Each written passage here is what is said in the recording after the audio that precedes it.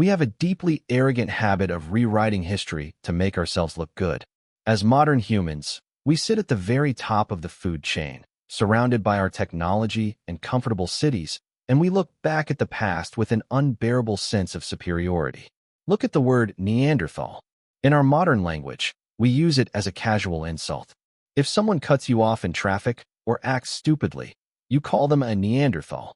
When we picture them, we imagine a hunched-over, hairy, grunting idiot holding a wooden club, staring blankly at a fire, barely aware of his own existence.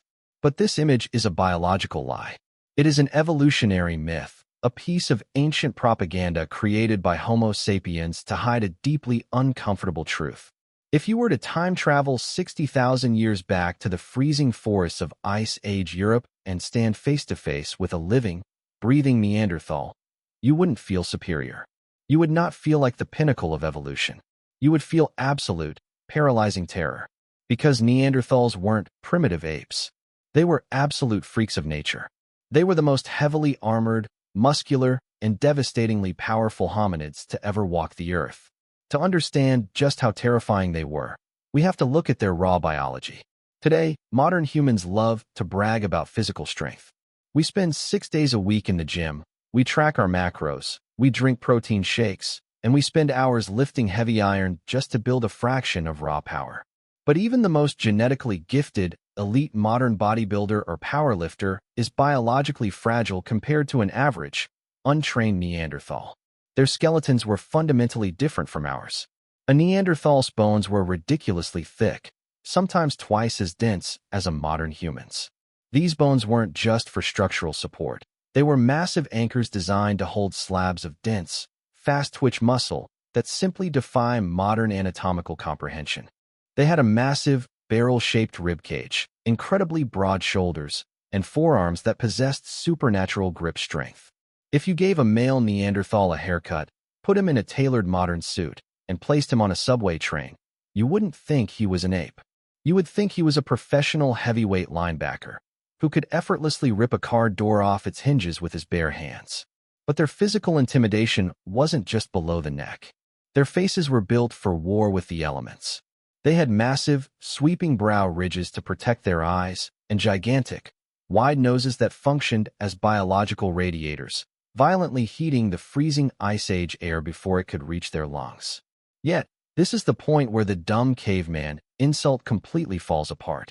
You might assume that because they were built like biological tanks, they must have had small, primitive brains. You think you are the smartest species to ever exist? Think again. Neanderthals actually had bigger brains than we do. Their cranial capacity was noticeably larger than the average modern Homo sapiens. And they used it. They didn't just grunt and smash rocks. They were technological savants of the Ice Age. Paleontologists have discovered that Neanderthals created a synthetic glue, a specialized pitch made from birch bark, to attach their stone spearheads to wooden shafts. To create this glue, you have to heat the bark to exactly 400 degrees Celsius in a completely oxygen-free environment. Without metal pots, without thermometers, without modern tools, they were executing complex, multi-step chemical engineering. They made jewelry from eagle talons. They painted symbols deep inside dark, terrifying cave systems. And most chillingly, they buried their dead. They carefully positioned the bodies of their loved ones and scattered flowers over their graves. They were deeply emotional, highly intelligent beings, trapped inside the bodies of indestructible apex predators. So, how did they use this freakish combination of massive brains and supernatural strength? They hunted, but they didn't hunt like us. Homo sapiens were, evolutionary speaking, cowards. We like to invent projectile weapons, bows, arrows, and throwing spears, so we could kill things from a safe distance and run away if things went wrong. Neanderthals didn't do distance. They were ambush predators. In the freezing, dense, and dark forests of Ice Age Europe, they hunted the largest, most aggressive megafauna on the planet: woolly mammoths, woolly rhinos, and giant short-faced bears. And they did it in brutal, close-quarters combat. Imagine standing in front of an angry, 2-ton woolly rhino. A modern human would freeze, panic, and die. A Neanderthal would grip a heavy, thick wooden thrusting spear, look the beast dead in the eye, sprint directly at it, and plunge the weapon into its chest by sheer, brute force. When paleontologists examine Neanderthal skeletons today, they see something horrifying. Their thick bones are covered in healed fractures, shattered ribs, broken arms, and crushed skulls. For decades, scientists couldn't figure out what caused this highly specific pattern of extreme trauma, until they compared the Neanderthal bone records to modern medical data. The injury patterns of a Neanderthal perfectly match only one group of modern humans: professional rodeo bull riders. Their entire existence was a violent, physical death match with the most dangerous animals on Earth. They were constantly getting crushed, thrown, and trampled by prehistoric monsters. And they survived it. Over and over again. They would heal from injuries that would instantly kill a modern human, and then they would go right back out into the freezing forest to do it again. But being an absolute freak of nature comes with a heavy biological cost. To maintain that massive, hyper-intelligent brain and that grotesque amount of muscle mass in a sub-zero climate, the Neanderthal engine required fuel. A terrifying amount of it. An average Neanderthal needed roughly 5,000 to 7,000 calories a day just to survive. They were consuming pounds of pure meat daily. They were the ultimate, unapologetic apex predators, perfectly adapted to the brutal cold. And it worked. They ruled the European continent for over 300,000 years. To put that in perspective, our entire modern human civilization, from the invention of farming to the smartphone in your hand, has only been around for about 10,000 years. They were the undisputed kings of the ice for 30 times longer than we have had civilization.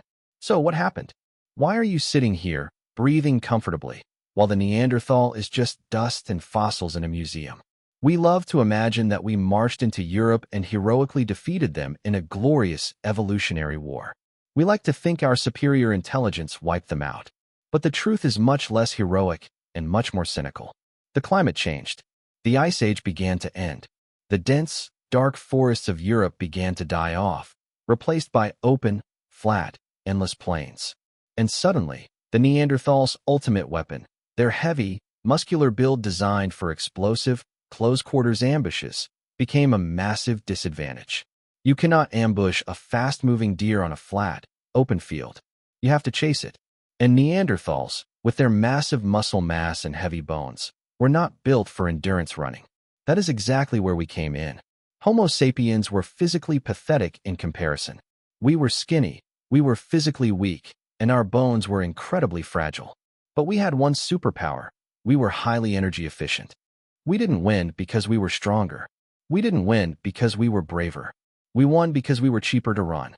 The Neanderthals were the absolute peak of hominid physical evolution, a masterpiece of muscle, bone, and brain power. But they were too specialized, too perfect for a world that simply stopped existing. Mother Nature built the ultimate warrior, and then she changed the rules of the game just to watch them die. So the next time you feel arrogant about human history, or you casually use the word Neanderthal as an insult, stop for a second. You are not the biological pinnacle of Earth. You are simply the descendant of the skinny, weak, low-maintenance apes that only survived because the real kings of the forest simply ran out of food.